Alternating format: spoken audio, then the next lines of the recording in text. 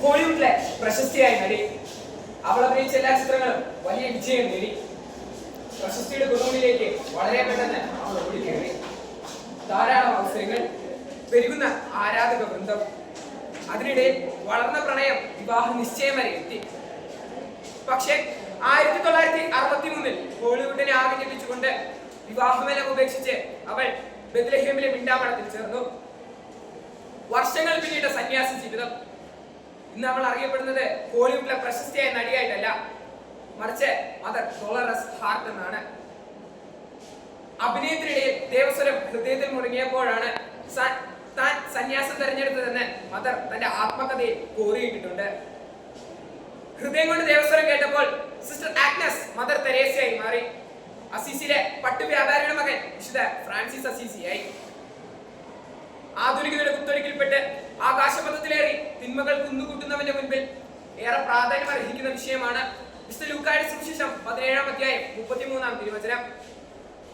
സ്വന്തം ജീവൻ നിലനിർത്താൻ പരിശ്രമിക്കുന്നവൻ അത് നഷ്ടപ്പെടുത്തുന്നവനോ വീണ്ടെടുക്കും.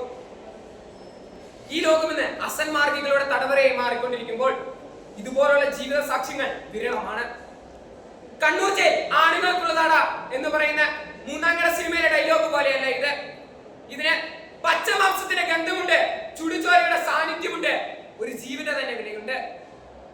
സ്നേഹമുള്ളവരെ, പാവപ്പെട്ടവരിലും പട്ടിണിക്കാരനിലും അനാഥനിലും രോഗിയിലും ക്രിസ്തുവിനെ കാണാൻ ലോകത്തെ പഠിപ്പിച്ച കൽക്കത്തായിലെ മദർ തെരേസയും, കുഷ്ഠരോഗികളിൽ സഹിക്കുന്ന ക്രിസ്തുവിനെ കണ്ട് അവരെ സ്നേഹിച്ച് ശുശ്രൂഷിച്ച ഫാദർ മാക്സിമിലിയൻ കോൾബയും, സഹോദരന് വേണ്ടി സ്വന്തം ജീവൻ കോൺസെൻട്രേഷൻ ക്യാമ്പിൽ സമർപ്പിക്കാൻ തയ്യാറായ ഫാദർ മാക്സിമിലിയൻ കോൾബയും, ഇങ്ങനെ ഒരുപാട് വിശുദ്ധ ജീവിതങ്ങൾ നമുക്ക് മുന്നിൽ വരച്ചു വെക്കുന്നത് ആഡംബരത്തിന്റെയും പ്രൗഢിയുടെയും ഈ ലോകത്തിൽ എളിമയുടെയും ദാരിദ്ര്യത്തിന്റെയും മുഖമുദ്രകളായി നാം ഓരോരുത്തരും മാറണമെന്ന് നമ്മെ ഓർമ്മിപ്പിക്കുന്ന വിരോചിതമായ ക്രിസ്തീയ ജീവിത മാതൃകകളാണ്.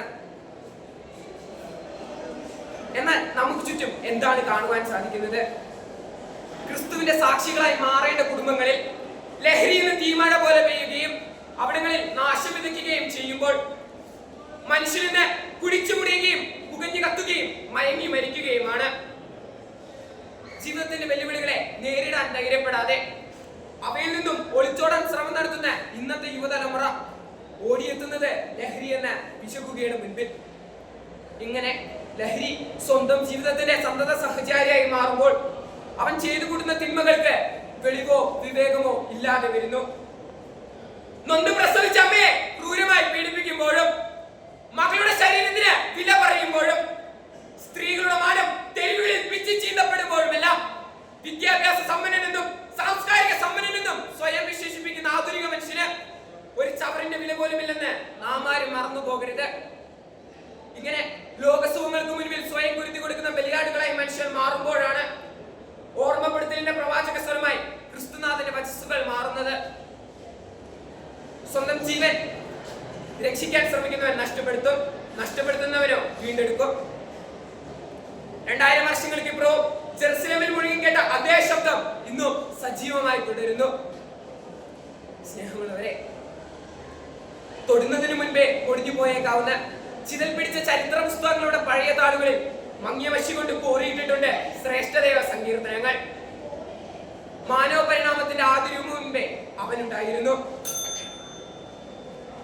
ആധുനികതയുടെ കുത്തൊഴുക്കിൽപ്പെട്ട് അതിന്റെ പ്രസരത്തിൽ മുഴുകി ലോകം വെച്ച് നീട്ടുന്ന മായിക സുഖ സൗകര്യങ്ങളിൽ ആറാടി തനിക്കും തന്റെ കുടുംബത്തിനും വേണ്ടി മാത്രം ജീവിക്കുന്ന ഒരു സെൽഫിഷ് ക്രിസ്ത്യാനിയായി ജീവിക്കാതെ നീറോ ചക്രവർത്തിയുടെ നീട്ടിപ്പിടിച്ച വാളുവിന് തുമ്പിലേക്ക് നടന്നെടുത്ത വിശുദ്ധ പൗലോസ്ലീഹായെ പോലെ നമുക്കും പറയുവാൻ സാധിക്കണം.